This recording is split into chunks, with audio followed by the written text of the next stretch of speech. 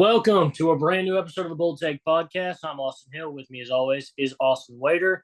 And we're back talking college football after week one, which had some exciting twists and turns all the way until Monday night.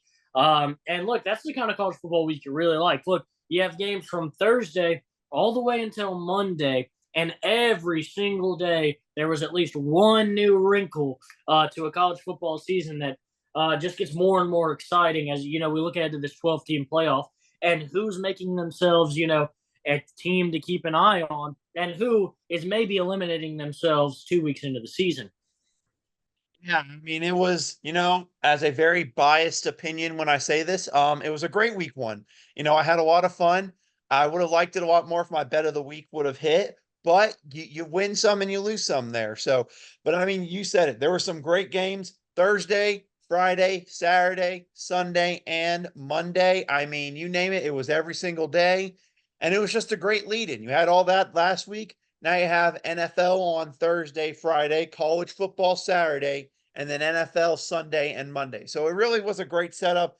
And there were a lot of great games, a lot of games that were closer than I ever anticipated them being in week one. So yeah, I'm excited to talk about it. Yeah, so like you said, let's get started talking about some of these games. And first off, we have UNC surviving a nail biter against Minnesota, 19-17. And look, here are my big takeaways from this game. I thought this was a fantastic game. I really enjoyed watching this game. But my biggest thing is I thought that Minnesota looked like the head and shoulders better team personally. And now I know Max Johnson did get hurt, and that kind of delayed this passing offense for North Carolina in the after that injury. But I just think I liked the way Minnesota looked. I thought quarterback play was head and shoulders better than it was last year for them. I thought they really looked like a competent team. It just came down to knocking down a game-winning field goal that they couldn't do. Not to say North Carolina looked bad, but I just don't think they looked like the better team, and they scathed out a very, very close win. Interested to hear your thoughts, though. I mean, this was, if North Carolina was auditioning to be a part of the Big Ten, they made a very good audition. This was a Big Ten West, even though it doesn't exist anymore. This was a Big Ten West football game. And if you don't like that, then I'm sorry, this wasn't for you. But no, this was a great physical football game of two teams going head to head. I mean, you look at the total passing yards in the game. North Carolina had 105 passing yards total, 165 for Minnesota. And this was a game dominated on the ground where teams attempted to. Omarion Hampton, I talked about it on here last week when I said he was the key for North Carolina in this game. He had to get a lot of carries. I think he had 30 carries in the game, but he was able to get going and be the offense. And obviously, you talked about it. Max Johnson goes out with the leg injury. In comes Connor Harrell, kind of an unknown to some, unless you play college football 25, which I started him over Max Johnson. But no, he did a good of a job as you can coming into a situation as kind of as rough as you can. Fourth quarter, really close game on the road against a Power 5 opponent. And yeah, truly, I'm with you. Minnesota looked good. The difference in this game was field goals. North Carolina didn't miss their field goals. Minnesota missed two of them. That was the difference in this game. Besides that, this was as even of a football game probably as there was all of week one, except for maybe one on Sunday. Yeah, I was just about to say, this was one of a couple games this weekend that I saw, and you're like, man, you hate that somebody has to lose a game this good because it really feels like both teams played to the best of their ability. But let's take a look at another game that happened on Thursday night, and that was Colorado versus North Dakota State. And look, I think North Dakota State makes a big statement about how good of a team they are. If you're not a casual, you knew that already coming into this game. I know we both talked about it last week. But the big thing here to me was that, Colorado, near the end of this game, they got it together, and they looked like they were going to run away with this game. And then I don't know if it was – here's my personal opinion. I think that they were winning this game, and a lot of people are saying it was for the stat padding for the Heisman. I personally think that it was trying to run up the scoreboard. So, to a casual fan who only looks at the box score, you think that this was a blowout game that North Dakota State was never in, and Coach Prime looks like a genius. Instead, you almost lose this football game that you had well in hand because you do not run the football. And had the game, I'm not, I know I'm not a guy to blame the officials entirely, and I don't think that that is the entire problem in this game. But there were several missed calls in this game, several missed calls on the very last drive of the game, and poor clock management that cost North Dakota State some crucial time, some crucial downs, some crucial distance being in that close of a game. They dodged a bullet in this game. This was a very bad showing for Colorado. Anybody who thinks that is a good win for Colorado is a psychopath. This was a bad, bad game for Colorado. Yeah, I just kept on telling myself the whole game. I'm like, Colorado, notes from, let's see, let's take my notes from the game. Number one, Travis Hunter is still really good at football. Number two, Shedeur Sanders, still good at football. Number three, Colorado's offensive line, not that good still. Number four, Colorado's defense, really not that good still either. And they were still committing stupid penalties to go along with that. To be honest with you, I don't see a difference between year one with Colorado and what I saw last year. And that includes us hyping them up for what they did at the very start of the season, which, don't get me wrong, they were very impressive with some wins to start last year. But this is a two-man show, and you cannot be a two-man show in college football. North Dakota State, you mentioned it. They were in this game for the most part, but then Colorado went on that run where they just did the fricket. Travis Hunter is down there somewhere. Yeah. And Joe Horn or Jimmy Horn. Sorry, I'm thinking of his dad, Joe Horn. They're just like, we'll just chuck it deep to them, and that's what will happen. And I thought the game was over too. But then you talked about it. North Dakota State scored. Colorado got the first down, like, okay, game's over. North Dakota State's not going to have a chance.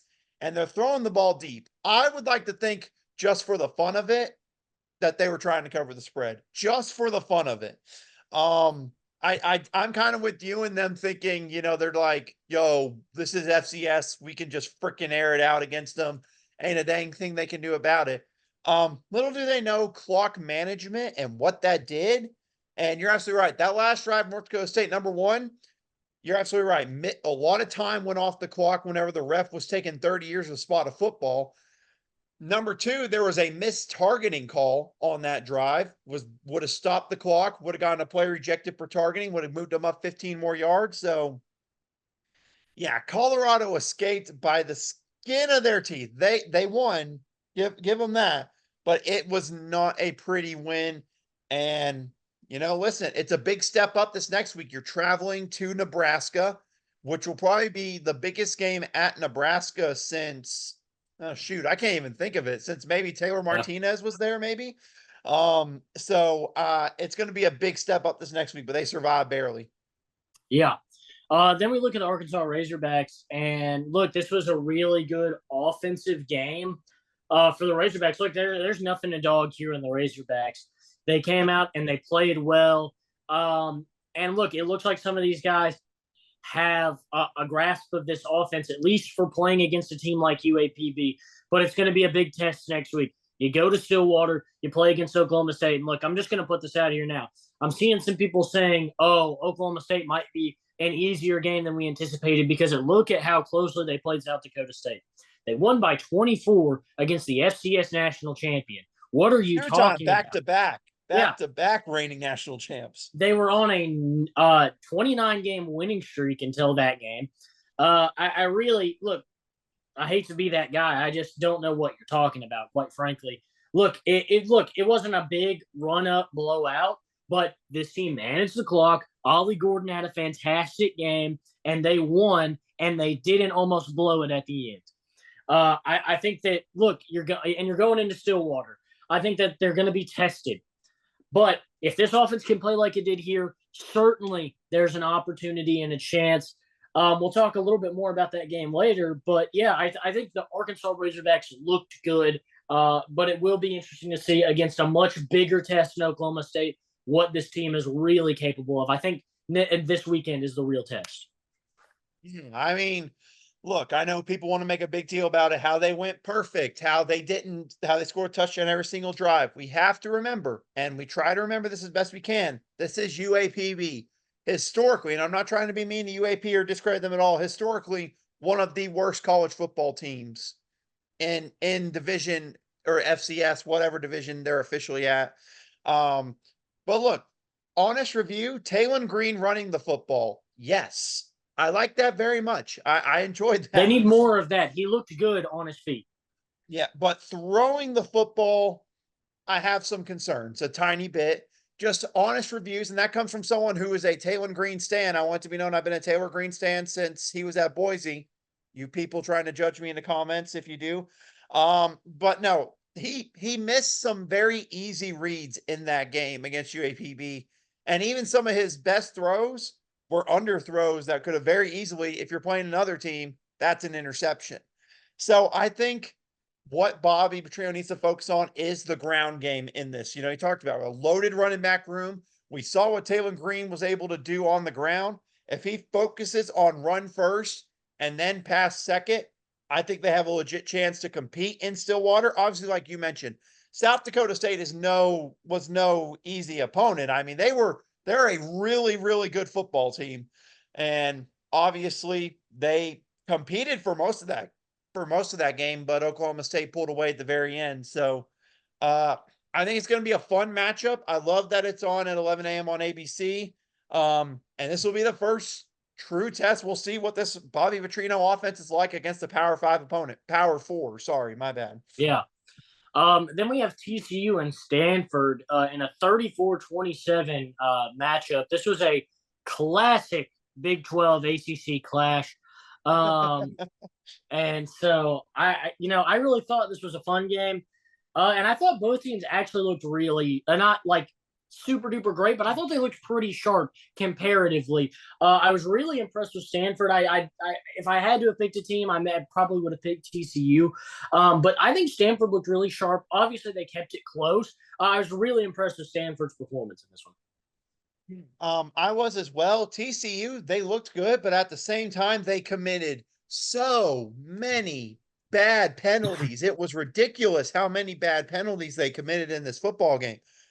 I mean, I think Stanford's opening drive or second drive, they had them at like 3rd and 22 or 3 times on that drive, and they just kept on giving it up because of dumb penalties. If they didn't have those dumb penalties, TCU might have won this game by double digits. But they made the comeback at the end, but I'm with you. I thought Stanford looked good for what you kind of thought going into year 2 of a full-scale rebuild there. And it was a fun matchup to come home from watching a high school football to watch this game and get another really good matchup of, like you said, a classic Big 12 and ACC showdown. Then quick note, Jackson Arnold looked really good with OU in that first big time, first full season at OU as a starting quarterback. Not much to really mention here. I just thought, as a game I highlighted where we were going to see a little bit from Jackson Arnold, and obviously kind of what we've been saying with some of these teams. Look, Temple is an FBS opponent, but still not the best team, but a good start, and you can tell at least mentally he knows what he's doing in the offense. It's going to be about execution in the bigger moments. And then Oregon, big struggle for Oregon against Idaho. This was not the game we expected from a Ducks team that really loaded in the transfer portal. But the one thing I will say is Dylan Gabriel looked good statistically. The stats are there minus the touchdowns. Over 300 yards. I think he completed like around 75, maybe more percent of his passes. He looked good. But I think this is something that, we expected this team to be high powered. I think they're still going to be one of the best teams in the FBS this year. But look, this is what happens sometimes when a bunch of guys come in from the transfer portal and you put a team together. It's going to take a little time. This is why maybe some teams choose to schedule a team like Idaho at the beginning of the season. That way, look, with Arkansas, with Oklahoma State, with Oklahoma, we saw teams that looked like guys were comfortable in the system, executing well.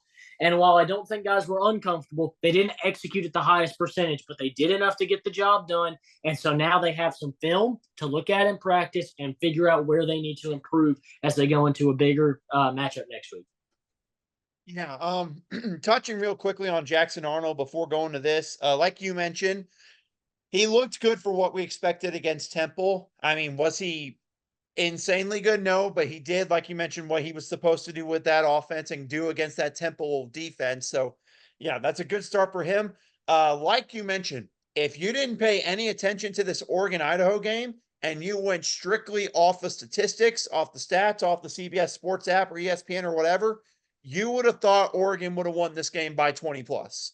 I mean, stats wise, it says that. Dylan Gabriel, you mentioned 41 of 49, almost 400 yards passing. The ground game was there for the most part. The difference, though, that offensive line needs some time to gel. If you look at the game from the parts that I got to watch, there was many fourth and shorts by Oregon that they did not convert in the game against Idaho.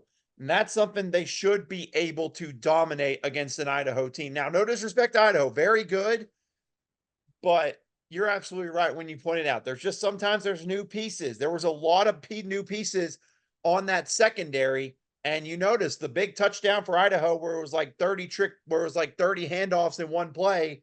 The entire secondary got messed up. It's good to know that's automatic in real life, just like it is in college football 25. Yeah. So yeah, I don't from what I saw, Oregon's O-line is the thing that overall needs to get better for them because Dylan Gabriel looked good. The defense, I thought the defensive line and the linebacking core looked solid, which is what it's going to need to be able to beat Boise State this upcoming Saturday. Because Ashton Genty, as we know, if you voted for our player of the week, you know good and dang well what he could do if this Oregon defense isn't ready.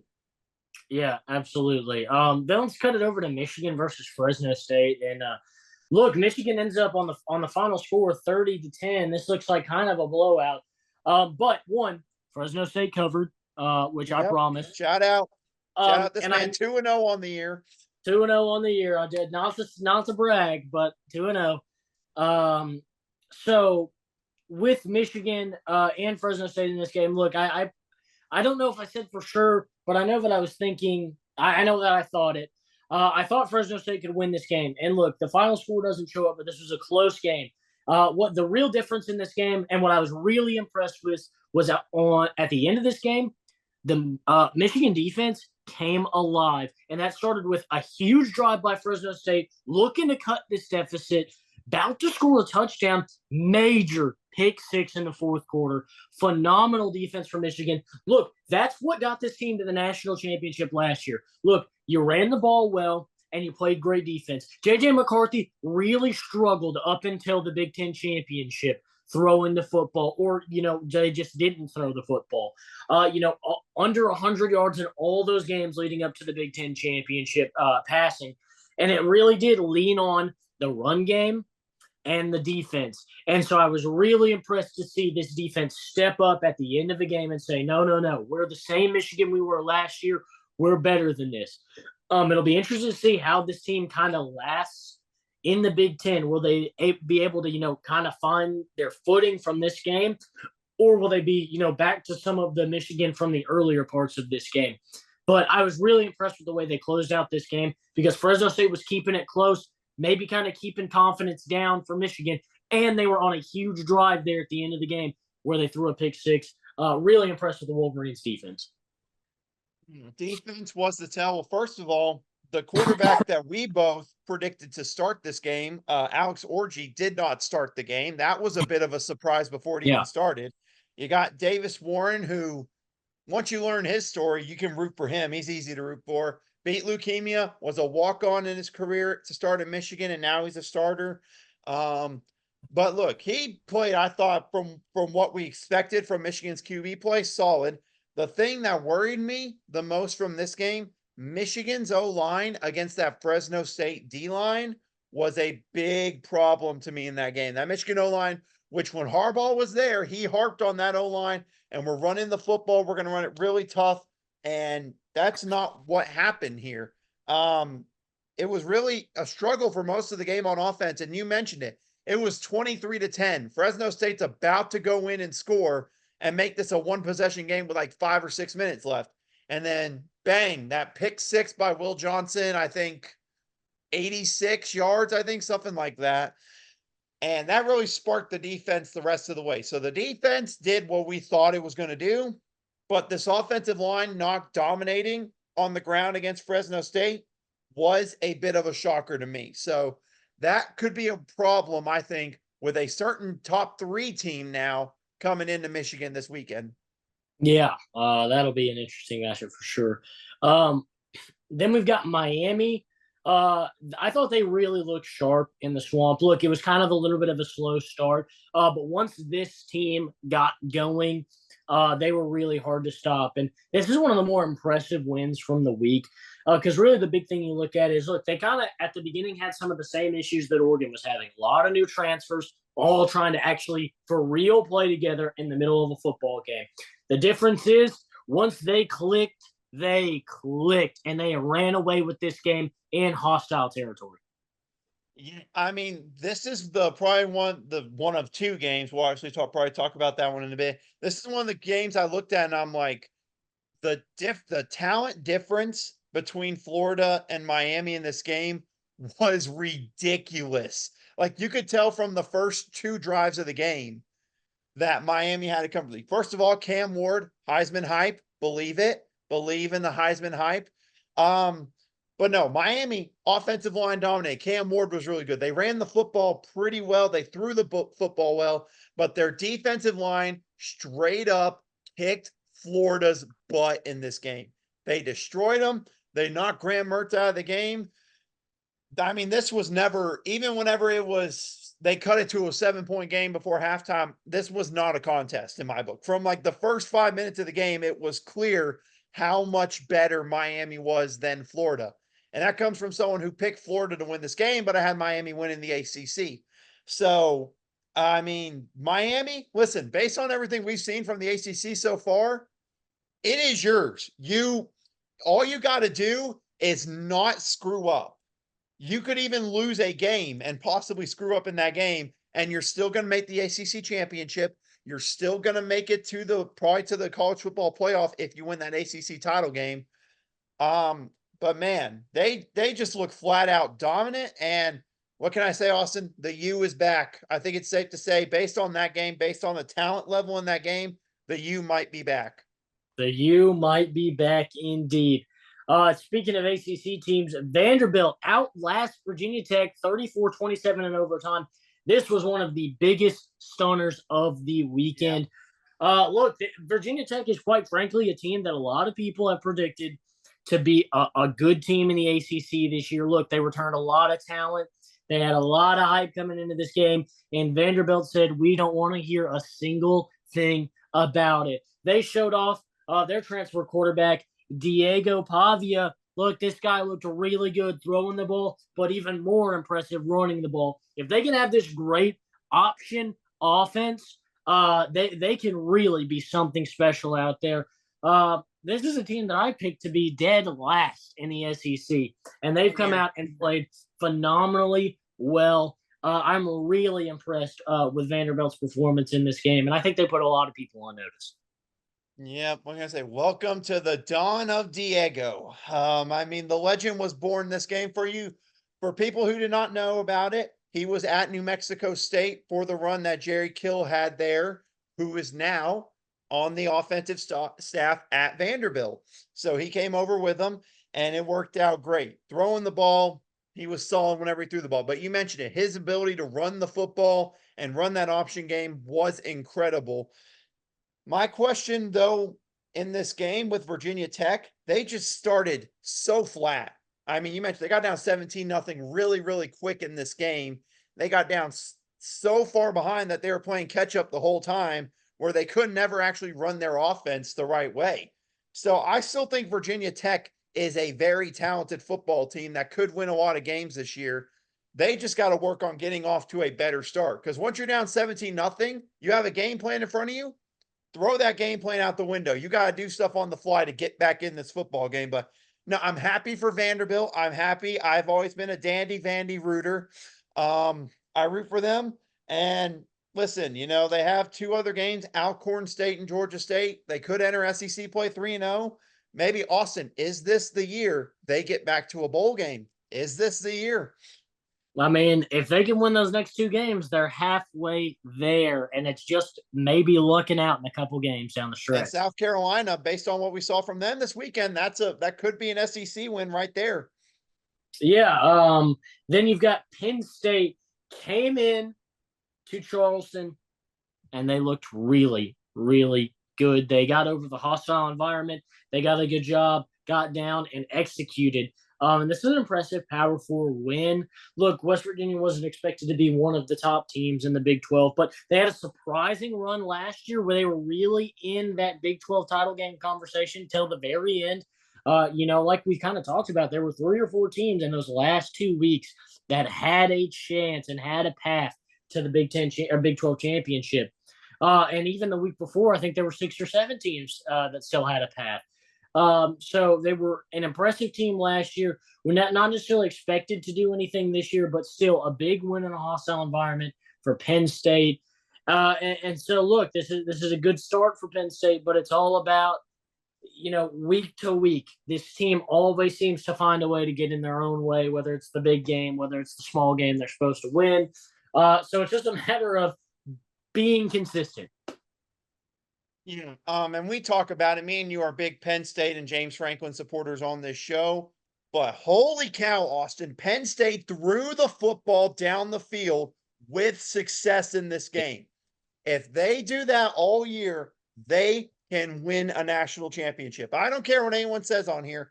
If they can consistently throw the football like that and be able to run the football like we all know they can and play defense the way we all know they can win a natty this year. I don't care what anyone says. I don't care if you're saying, Austin, you're stupid. You fall for this trap every year. You're right, I do. But they're actually throwing the football down the field. And this wasn't no, group of 5 or FCS team. This is a West Virginia team and a great atmosphere that a lot of people felt this could be a big upset. And they went out and just flat out dominated them on every aspect of the game. And Drew Aller can throw the football like that all year long with success down the field. They host Ohio State at home and no Michigan on their schedule. I'm just saying, don't count out undefeated Penn State happening if they can continue to have success throwing the football down the field. Absolutely. Talking about another team that really flat out dominated, Georgia just embarrassed Clemson. And look, I think the Tigers were as bad as advertised in this game. And look, I know they're not advertising themselves like that, but they go out and do nothing in the transfer portal. They lose some top tier talent, including Will Shipley, to the NFL. And they just played bad. Dabo Swinney is in full denial mode. He was in denial in the offseason that they needed the transfer portal. He's in denial now that didn't come back to bite him in this game. He says, look, you can't expect to win them all, and things don't always go your way. Yes, Dabo, but you have to win these games. This is the game you have to win.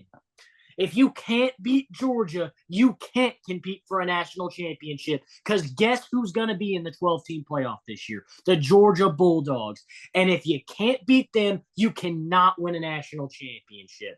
I mean, it is just cut and dry embarrassing. This wasn't a 10-point loss. This wasn't a 12-point loss. This wasn't 14.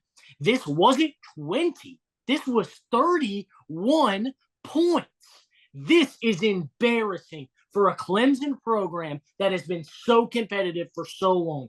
Dabo Swinney's obstinance and unwilling to change and his ego will be the death of him and his program at Clemson. I'm just downright, look, I already don't like Dabo Swinney, but I'm downright disappointed that he will take no accountability and completely embarrassing himself on national television. How do I follow that? I don't really know how to follow that. But no, looking at this game, I mean, this is when I mentioned the Miami Florida game. There was a couple where it was just one team looked way better than the other. This was that game. I mean, again, line of scrimmage dominated, secondary dominated, just ability to run an offense dominated by Georgia. And listen, I know there's all the talk about Dabo and about Cade Klubnik and all that. I'll add a different aspect of it. Garrett Riley, this man came over from TCU, won the Broyles Award, led TCU to the national championship. He was the big hire. He was going to be that was going to turn Cade Klubnik into a Heisman winner. He was going to be the guy that was going to go out and make this Clemson offense elite again. Where's the elite offense at? I'm not seeing it at any point so far in the year and one game that Garrett Riley's been over there at Clemson. And look, there can be all kinds of talk about the transfer portal thing and all that, but there's just a difference between that and getting your butt kicked on national television on ABC in the main only ranked matchup, head-to-head ranked matchup in that window where everyone's watching you. And it was just flat out embarrassing. And you know what the sad part is? With how, well, I'll just say with how crap most of the ACC looked this week, they could still very much make the ACC title game. And that shouldn't be how it is. But that's how it's going to be based on what this conference has done through week one. I hope I'm wrong and we find stuff out later on. But I mean, yeah, just an absolute embarrassment on national TV. And I will say also, just straight up opinion, this is the exact same Georgia team from last year. They struggle in the first half offensively, and they just flat out kick your butt in the second half. Yeah, absolutely.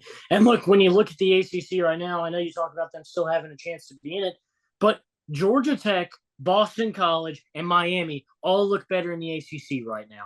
And look, I know Georgia Tech and Boston College have only played one game, but so is Clemson, and they've played one of the worst games in the Dabo Swinney era ever against a team you're going to have to beat to win a national championship.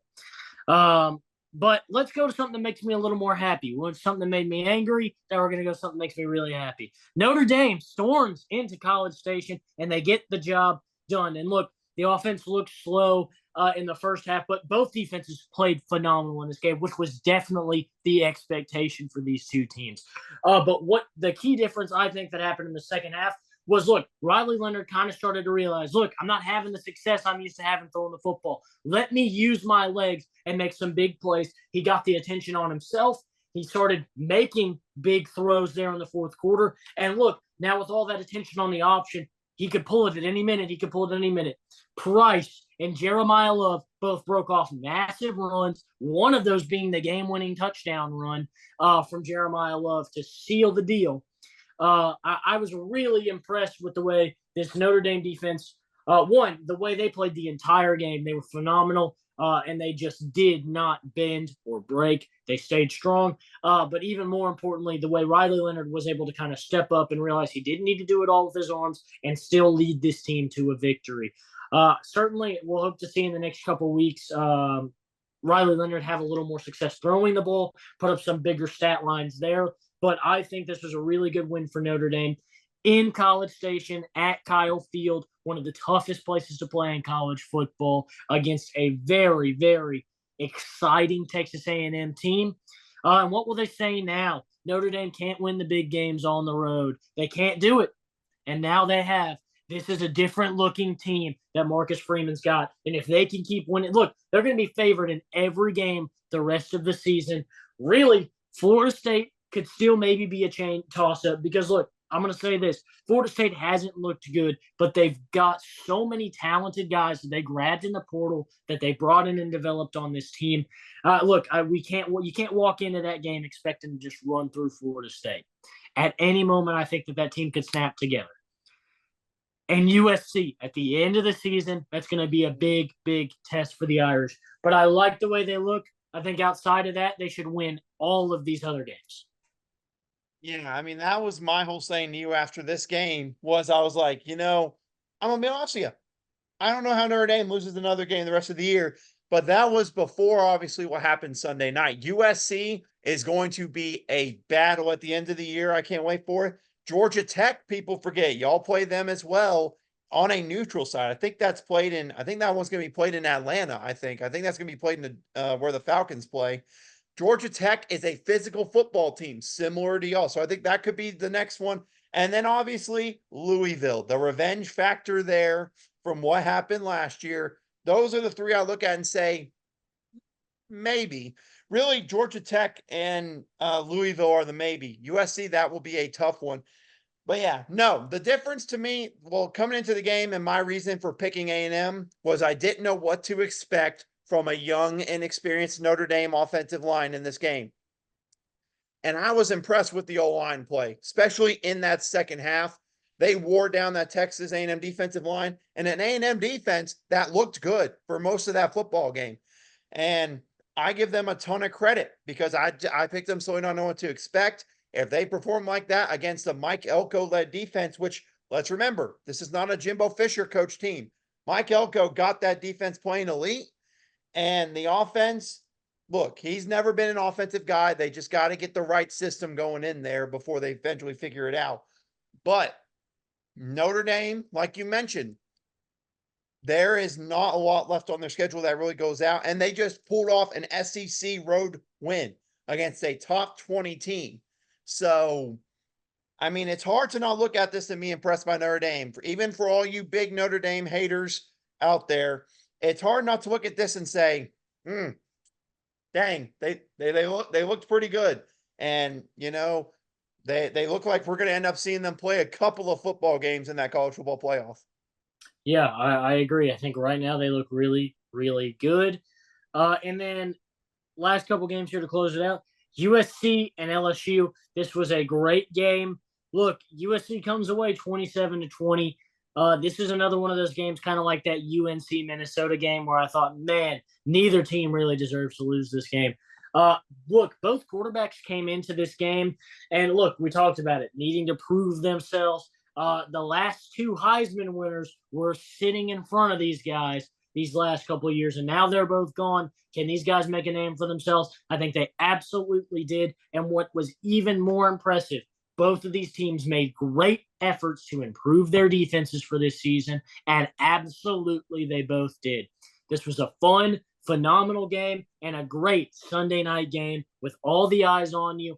I think both of these teams made a college football playoff statement in this game. As much as LSU lost this game, and look, people are going to say this, LSU under Brian Kelly, they've lost 3 straight season openers, but they have not been afraid to schedule big games to open all 3 of those seasons. And I think that it's impressive that they're willing to keep going out there and take chances to prove themselves. And I think even with a loss and even with a lot of the stuff to maybe be disappointed about, this team looked good. They just didn't execute at the end. I think this is a team to watch out for in the college football playoff. I don't know that they'll win the SEC, but they might be a 2 or 3 loss team that sits out there for that 10 or 11 spot. Yeah, I mean, look, that to me entering this game, obviously I had high aspirations for the over. But look, even as a man who had high aspirations for that, we got a great game, and this was honestly a better game than I think it would have been.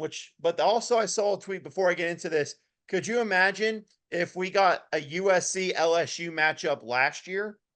Think of the amount of points we would have had in that game last year. The over under might have been set in the 80s for that game. I really think so. Yeah. But looking at this game, the night and day difference for both sides defensively was ridiculous because Miller, and also just like you mentioned, both quarterbacks, Miller Moss, Garrett Nussmeier, I was impressed by both of them.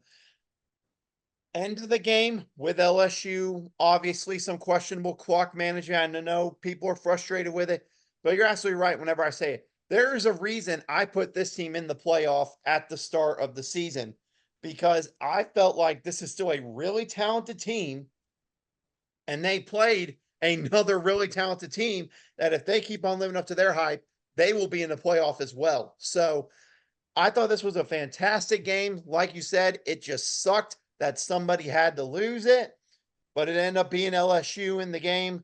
But man, I will say USC, I said at the start they could be a dark horse in the Big Ten. Based on what we've seen so far, what we saw in week 1, USC and Penn State might be a fun showdown later this season. Absolutely. And then finally, we've got Boston College versus Florida State. And look, one, buddy, wherever you are, come out and just eat the poop. Just get it over with. Eat it. Just get it over with. Everyone's gonna find you, try to find you until you do it. Just admit to it. We're not even asking you to just do a tiny little bit to prove the point. Yeah, just you've come out. Look, had he not deleted the Twitter, I think this would be over by now. I think people would have bothered him for the night and maybe the next day, and it'd be over. But buddy, you cannot delete your Twitter at halftime. At halftime. Oh, that's so bad. Oh, this could have all been over, but you've got to come out and do it now. I'm gonna say. Can I just say, if I am one of his friends at FSU or like just a friend in general, I am leaking his phone number online after that. Yeah, I'm doing that. I'm like, here's his phone number. You can call him, text him, whatever. Here's his email. You can send him stuff as well. I'm leaking that online and saying, dude, you can't put anything on there that you didn't want to happen. And once something's on the internet, especially nowadays, it's on there forever. It doesn't matter if you delete it, buddy. So, yeah. But now back to the game. This was a disappointment for Florida State. And I said this last week. I said Florida State winning that game against Georgia Tech, even if it had been narrow, I still would have said, okay, taking some lumps, they're going to come out and be just fine in the Boston College game. They're going to learn, they're going to grow. But I didn't know that you could trust them after the way they played in that game. There's no excuse for losing that Georgia Tech game with the way this team is. And now they come out and they lose to Boston College, and they cannot stop the run. I don't know what has happened. This was supposed to be one of the best defensive lines in the country. They went out and really tried to shape up the offensive and defensive line, and they have both been disappointing. But I'm really disappointed in the defensive line because you got run all over last week. Take some pride and get after a guy running the football, but they just can't do it. I don't know if it's a scheme thing or if the players just can't execute or if it's both. But it's getting beyond unbelievable for this team. So, man, Florida State, I don't even know what to expect from this team. I thought Boston College looked really, really good. The play calling from Bill O'Brien and that staff, I think, was really, really good. I was impressed with how well coached this team was. And look, I know Bill O'Brien was an NFL coach, but near the end of that tenure in the NFL with the Texans, it was not going so well. And he made a lot of costly decisions for the Houston Texans that cost him his job. Here, I think he looked really good. And I think this Boston College team could be a fun team to keep an eye on throughout this college football season. But, man, Florida State has been a big disappointment. They might be the only team that I feel like has a 0% chance to make the college football playoff, barring they don't go and win the ACC. But even that is slim. You can't lose another conference game, and you still might not get in. No. I mean, you're already Owen. I mean, I am just amazed that week 1 happened, and you're somehow 0-2 in conference play. That is the most impressive part of this. But like you talked about, all offseason we heard was, man, this Florida State defensive line and this offensive line, this is the best in the country. They're going to be so good. That's what's going to help them out this year. And like you mentioned, not only are teams just running the football, they're not doing anything special. They are running it right down their throat, and ain't a dang thing that Florida State could do to stop it. They even had extra guy on the field on the goal line, and Florida and Boston College still scored a touchdown on it. I mean, just the level of disappointment there. And I know there's all the talk about DJ and that game, but again, I'll say what I said last week. When DJ came in, no one was saying he will be the main part of that offense. The offensive line and defensive line were the keys. And if they're both sucking, it doesn't make things better, make things easier for the rest of the offense. Now, am I saying with all that, did DJ play good? Absolutely not. He missed some throws that honestly, I believe me and you could make, Austin. I truly think that. So honestly, where do you go from here? I mean, you're 0-2 to start. You're 0-2 in conference play. There's a lot of question marks about this team, and the schedule is only going to get tougher from here. I don't know what to tell them. They still got to play Notre Dame. They still got to play several other good ACC teams. They still got to go play at SMU, and their next game, they fortunately get a week off this weekend. They host Memphis, who is supposed to be one of the top group of 5 teams that's competing for a playoff spot this year. So there is a world, very realistically, where I see them entering conference play 0-3. Realistically, I could see it. Or not entering the main part of conference play, I should say more specifically. But I really think that this is just as bad as it gets. And again, the fan situation just makes it worse for everyone all around. Yeah, I'm a big DJ supporter, and I really went hard to defend him last week. I thought, he still had a good completion percentage. The yards weren't great, but I thought that maybe some of the play calling held him back a little bit. They didn't. I feel like they didn't try to cut it loose enough. In this game, they took a lot of shots, and look, he just missed a lot of open wide receivers. It's just cut and dry. He missed a lot of open guys, and the worst part was when he wasn't missing a throw, he'd put it right on a guy and it'd get dropped. It was a bad performance all around. But as a quarterback, as a transfer quarterback coming in to try and help lead a team to a college football playoff to kind of avenge the cruel nature of the crime that they experienced last year by being left out of the college football playoff. You were supposed to solve that problem and take this team to the promised land. And you've got to be better than he was in that game. This past game was just a bad showing. But let's take a look at the college football or the AP poll here. And we'll start with the top 5 teams. Georgia stays at number 1. Ohio State stays at number 2. But Texas shifts up to number 3. Alabama shifts up 1 to number 4. And Notre Dame jumps Ole Miss to jump into that number 5 spot. And look, I'm actually really the big thing I'll take away from this top 5 is I'm glad Oregon fell out of the top 5. They did not play like a top 5 team. And I'm actually excited and kind of surprised to see Notre Dame in the top 5. I think they deserve it. I was worried that maybe AP poll voters would find a way to discredit something that Notre Dame had done. But they went in to a ranked SEC school's home field, one of the consensus amongst the media toughest places to play in the country. And they got the job done by, multiple possessions. I think a jump to 5 was fair. I think so as well as Bama and Texas moving up. And yeah, Oregon dropping down was rightfully so. Besides that, this top 5 to me seems legit right now.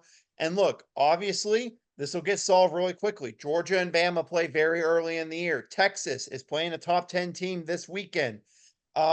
There will be a lot of shift in this top 5 very early in the season before we get that core group. But right now, I think this top 5 solid.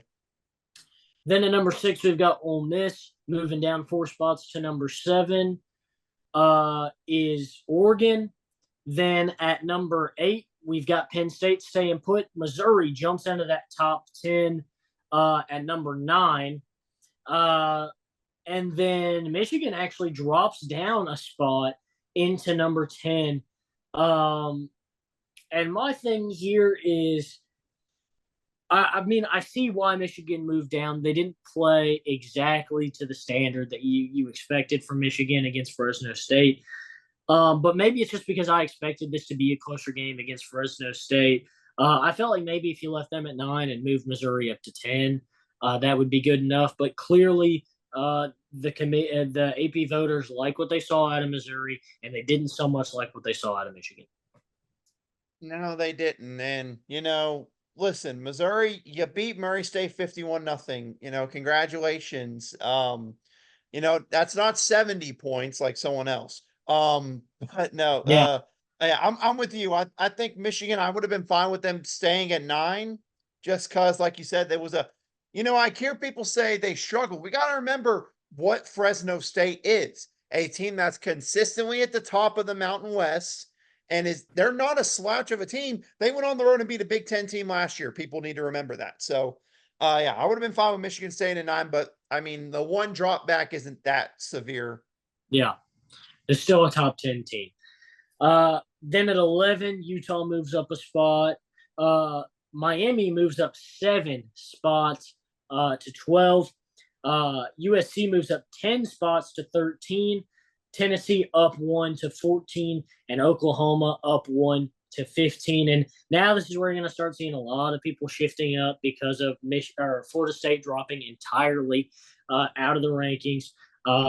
And teams like Clemson and LSU both dropped in this top 25.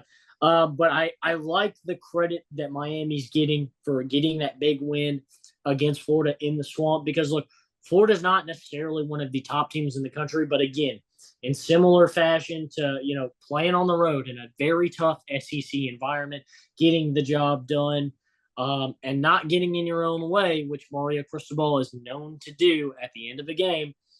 And then at 13, I like USC making a big jump up because they played, one of the very few ranked matchups we saw in this first weekend.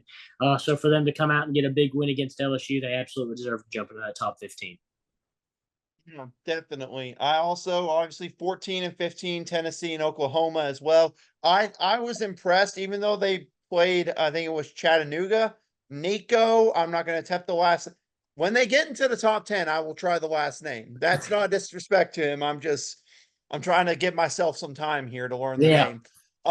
No, he looked very, very good. He looked very calm in that game. He looked good. We talked about Oklahoma, and hey, just about 2 or 3 weeks from now, those two are facing off head to head in Norman.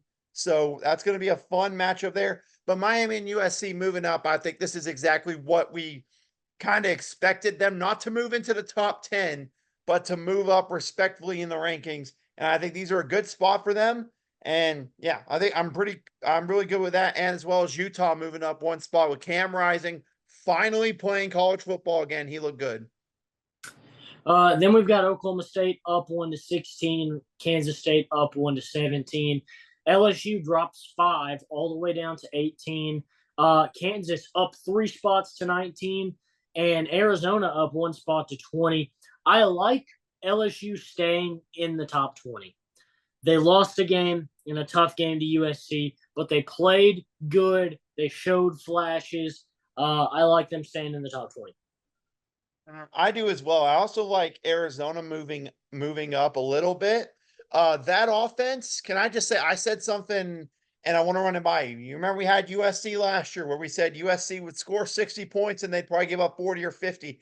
That feels like that's what Arizona, based on that game, is what it's going to be. A really fun offense with a very, very questionable defense. But I mean, as for the rest of this, yeah, I got no problem with LSU dropping down a bit, but staying in that top 20. I mean, most of these rankings are pretty solid. I do like them where this top 20 is. Then at 21, we've got Iowa moving up 4 spots. At 22, we've got Louisville moving up 4 spots. Then we've got Georgia Tech entering the rankings. North Carolina State stays exactly put at 24. And Clemson drops all the way down to 25. So look, another team that drops out, Texas A&M. I really would have rather seen somebody else enter the top 25 here instead of Clemson stay. I just don't think they played like a top 25 team in the nation. I certainly think it would have been more interesting to see a team like Boise State or Iowa State move into that number 25 spot. I get maybe it's a little too early in the year to have this. They'd like to wait a little bit longer to get those group of 5 teams, let them play some games and kind of see. But I would have liked to see Iowa State move in here and make that matchup this weekend a ranked matchup, even though it doesn't make a ton of difference. I think that would be. I think that they're a better team than Clemson looks right now. But that's my. I also think that NC State could have dropped out as well. Keep in mind they were trailing entering the fourth quarter of their game. I think it was Western Carolina was who they were playing. They struggled in that game, and their O-line had issue against them. But that should resolve itself if things go like we expect when they play Tennessee this weekend in a big matchup in the Duke Mayo's Classic. Yeah, I'm with you. I'm surprised Clemson kind of stayed. I honestly feel like A&M could have stayed in the top 25. I thought they played well enough where they deserved to stay in the top 25. They were better than Clemson. Yeah, they're better than Clemson. Yeah, I'll give you that. I will give you that. But I do like Louisville and Georgia Tech entering the rankings. I'm happy for Georgia Tech. I'm trying to remember the last time Georgia Tech was ranked. It was probably when they were running the triple option. So that's how you know it's been a minute. Yeah. Let's get into those teams and player of the week now. I'll kick us off with teams of the week. At number one, I had the Notre Dame Fighting Irish. I thought this was a really big ranked win on the road. Kind of make a name for yourself, kind of starting to chip away at some of those complaints that people always have about Notre Dame, starting to kind of make a new name for themselves, and I like to see that. At number two, I had USC, which was a great game, really showed kind of the new era in USC football, made some big improvements where they needed to. At number three, I had the Georgia Bulldogs. Really good job kind of doubling down on that number one ranking. Look, I don't think too many people were arguing it, but of those doubters who said maybe a team like Michigan should have been at number one, or maybe an Ohio State or an Oregon, they came out and proved that, hey, look, we didn't make the college football playoff last year, but it was really because of one loss that we didn't make the college football playoff. They avenged that here against a top 15 ranked team, and I think they looked really, really great. At number four, I had Boston College. This was a great game to not become kind of a tune-up game for Florida State. They came out there and they challenged them and got the job done and stole a game in Tallahassee. And then number five, I had Vanderbilt. Really impressed with them taking down a contender in the ACC, being a team that nobody really expects to do anything. Vanderbilt did a nice job impressing me. All right. So mine, I have some same ones, some different ones. My number one, take his number five, put him at number one. I got Vanderbilt at number one solely because I don't know how many times I'm going to get to put Vandy in my player and my team of the week rankings. But also, I mean, it's a great win against what many people thought was a sneaky dark horse to get into that college football playoff. Number two, I had Miami. Look, I was high on the Miami hype train. If you listen to our season preview, this man thought I was doing a Miami Hurricane podcast on here, fell for it. Yep. But they went out and they flat out dominated this in the swamp, like you mentioned, a really good one. Number three, I have USC, and I was really impressed again with what they did against LSU and how they overall flipped the script defensively. And I want to get something out of the way. Last year, we were critical on USC, and people may think we hate USC. We do not hate USC. What we do hate is wasted talent. That is something that I will hate always. And that team was wasted last year because of Alex Grinch, who is now in Wisconsin. Thank you to the USC prayers that got answered there. But no, this was a good win for USC. Number four, Penn State, mainly because, like I said, they are throwing the ball with success against a big-time team. If they can do that all year long, they could be a problem. And then number five, I had Notre Dame, like you mentioned, going on the road into an extremely tough environment, a game day environment, and going on the road and winning that game by double digits. Very impressive there. Yeah. Then on Instagram, we had Boston College, Vandy, and Miami all taking home votes. And on Twitter, we had Boston College and Vandy taking home votes. So that means that your Vanderbilt Commodores are the team of the week. Yes. You love to see it. You embrace it, Vandy Nation. You may never see it again. You might as well clip this moment and put it in the team meeting for this week. You are not, I'm hoping we're wrong and we see you all year long, but this is just awesome for them. I'm so happy for them. As much as I would like to see some of these other teams, you can't be mad at Vandy for getting credit. You cannot be mad at that. If you are, then shame on you. That's all I'm saying. Then with player of the week, at number one, I had Ashton Genty. I thought this was a dominant performance. 267 yards on the ground on 20 carries and 6 touchdowns. Man, I think they said he had 14 rushing touchdowns total last year, and like 5 receiving touchdowns. And he does almost half of that work in a game against an FBS opponent. At number two, I had Diego Pavia. I was really impressed with this performance. Like I said, he came out and he shocked for Vanderbilt. He did a great job throwing the ball, running the ball, and 2 total touchdowns. Just really a core piece of what they hope to build out there in Vanderbilt. Then at number three, I had Travis Hunter.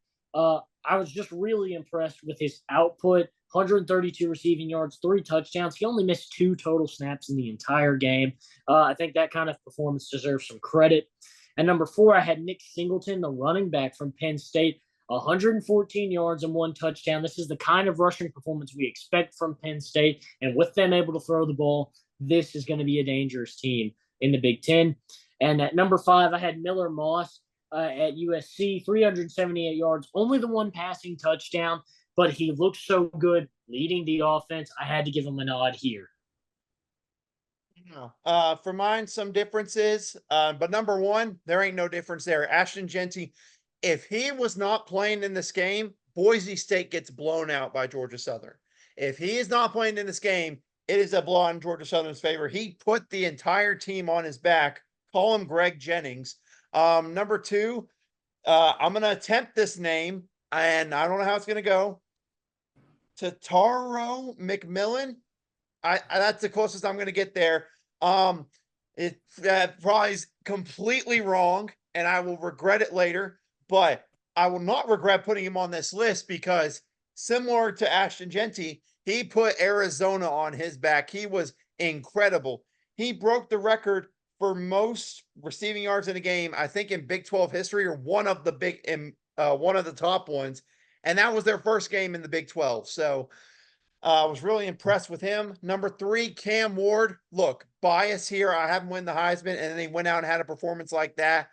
You would have to think I was crazy not put him in here. Number 4, speaking of someone else you thought I'd be crazy if I didn't put him in here, Diego Pavia. The dawn of Diego is here in Vandy.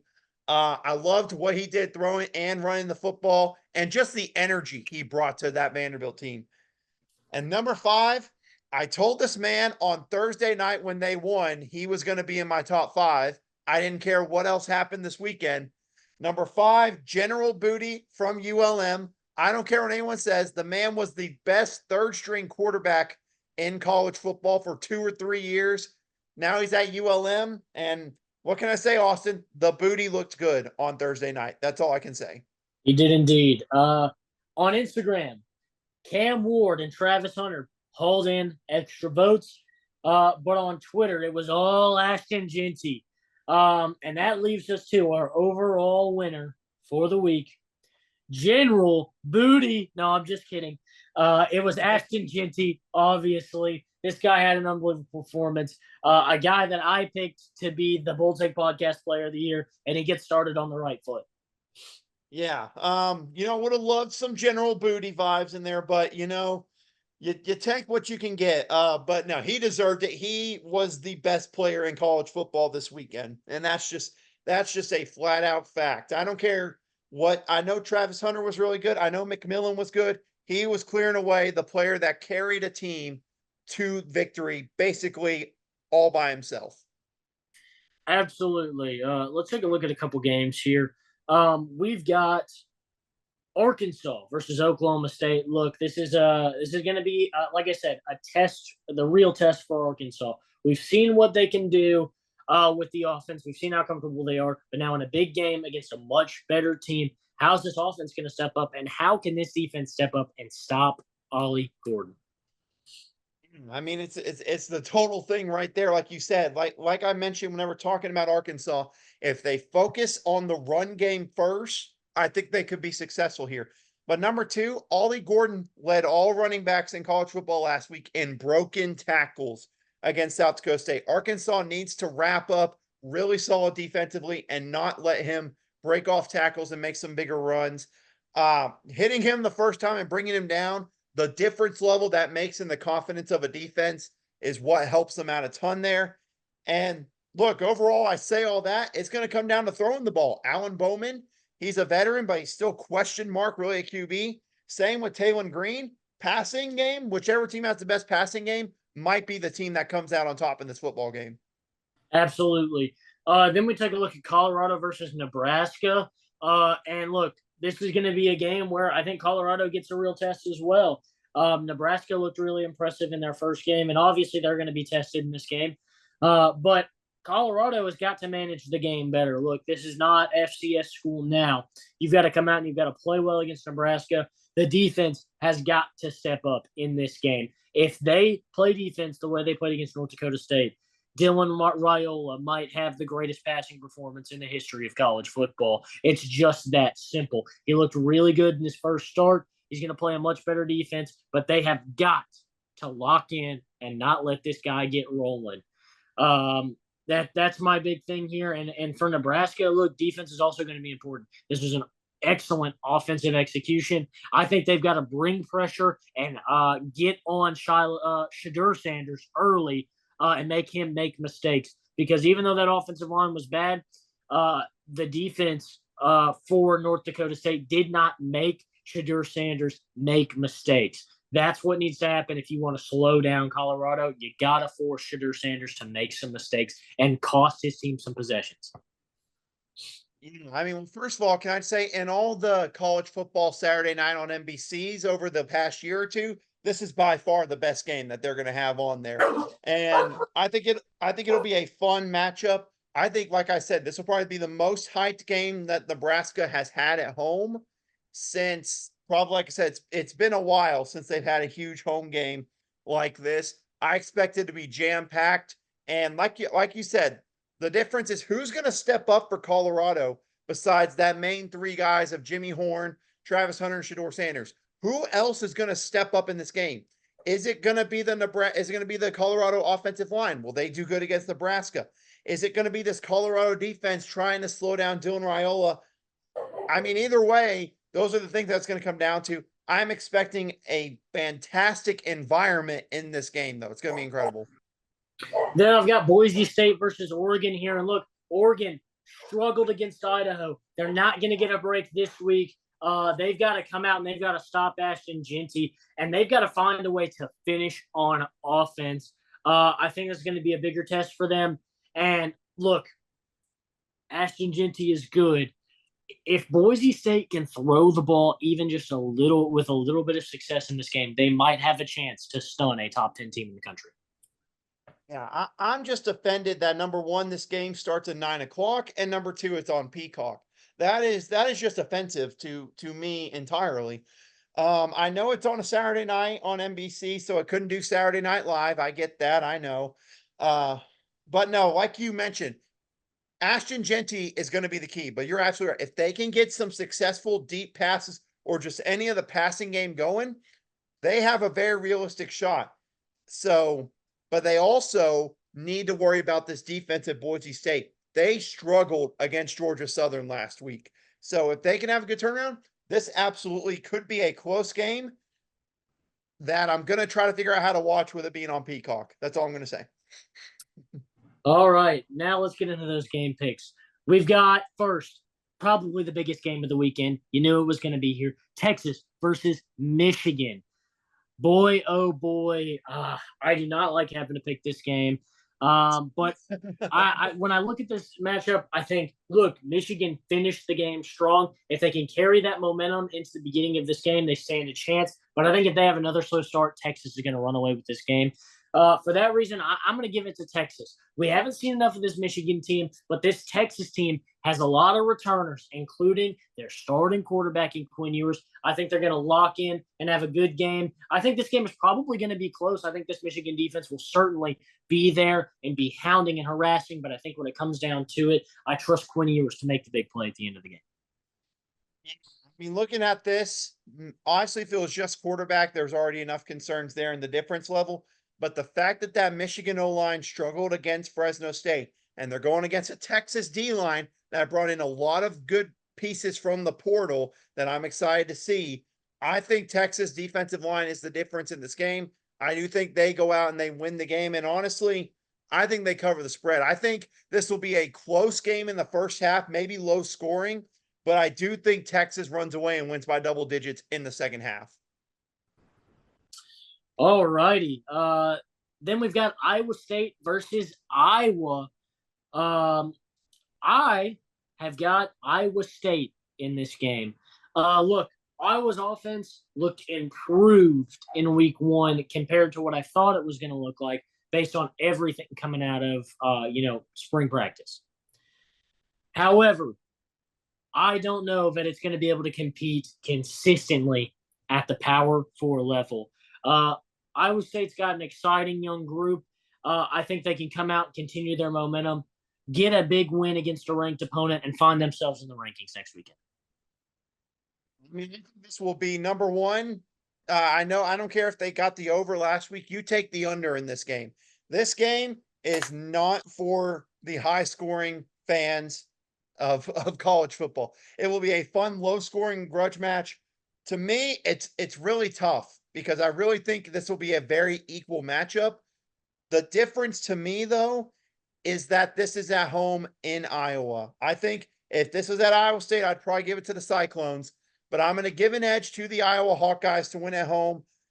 10-9 final. I'll go 10-9 final for this game. 10-9, wow. Yeah, I'll give it to Iowa. They get 2-0, but don't think you're elite offensively. Don't think that, Iowa, especially with Kirk Ferentz being back. Yep.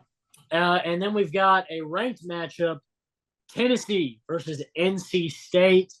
In this game, I've got Tennessee. Look, the passing game looked unbelievable. I think NC State looked a step slow last week, obviously. I think Tennessee keeps on rolling and gets the job done against a kind of dazed NC State team. I'm going to be honest with you. I don't think it's going to be even close. I think Tennessee wins this game really comfortably. I think that defensive line and James Pierce and them are going to destroy this NC State O-line. And yeah, if this is a close game in the second half, I will be the most shocked person ever because I really don't. I'll be honest with you. I don't plan on paying attention to this game a lot because I expect Tennessee to just roll over NC State. So yeah, I got Tennessee winning very comfortably in this game. All righty, let's take it to those bet of the weeks. What are you rocking with on bet of the week? So, as you know, the over bet failed me last week, and it just was a disaster. So I'm not going to go straight 2 weeks in a row and go with the over. Instead, Austin, you know what I did? I went hunting for some dogs. I went hunting for some underdogs there. And, I look at this, and there's so many different ones that I think could be interesting here.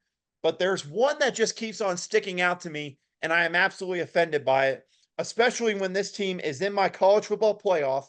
My week 2 bet of the week, give me Appalachian State plus 17 against Clemson. I think App State goes in. I think they have a legit chance to win this outright. I think they could go in and maybe win, but 17 points? You're telling me after what we saw from Clemson, this is a 17-point favorite?